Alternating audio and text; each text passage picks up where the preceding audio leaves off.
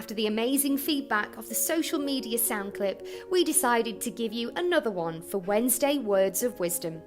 In this short segment from a Q&A mastermind, Simon was asked, how do you move forwards through criticism and judgment?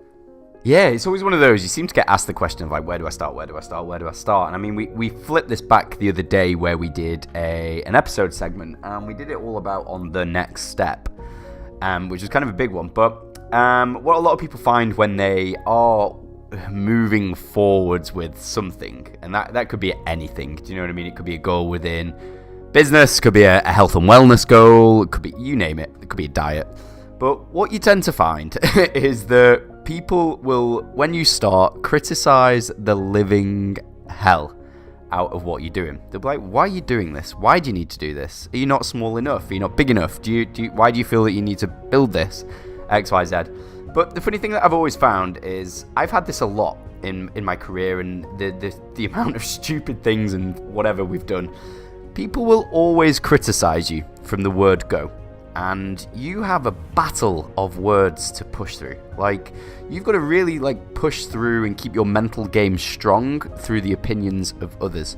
But what happens is, when you get to the end of that, or when you've finished and when you've completed it, suddenly things change. Then people come and ask you how you did it.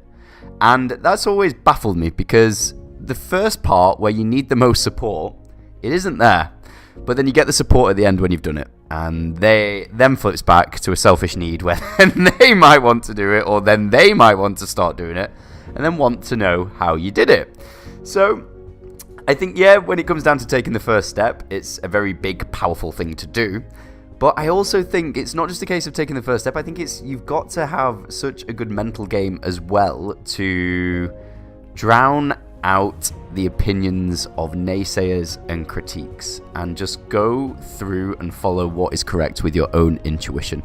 And I think that was one of the biggest turning points for me, was when I just stopped caring. I was like, this is what I'm going to go and do. This is what excites me. This is what I feel like I'm going to put out to the world, and just go all in on that. And that's what I've found. It just works. But the other thing is as well, yes, it's got to a point of being very judgmental. Again, could go through all the episodes here. We could flip this back to the episode we did on social media. Now, look at this.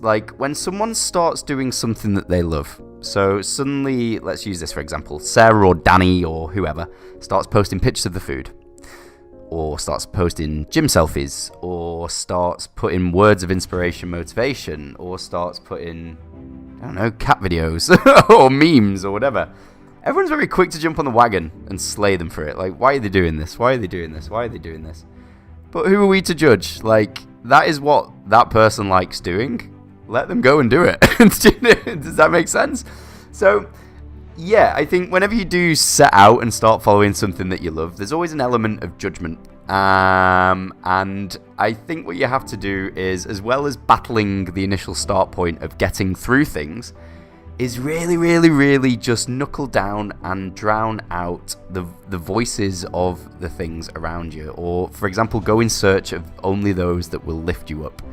And I think that's been quite a powerful lesson for me personally. I know early in my career, that was something that really affected me. I was like, I really want to go and do this. And then I'd speak about it, and then I'd get talked away from it.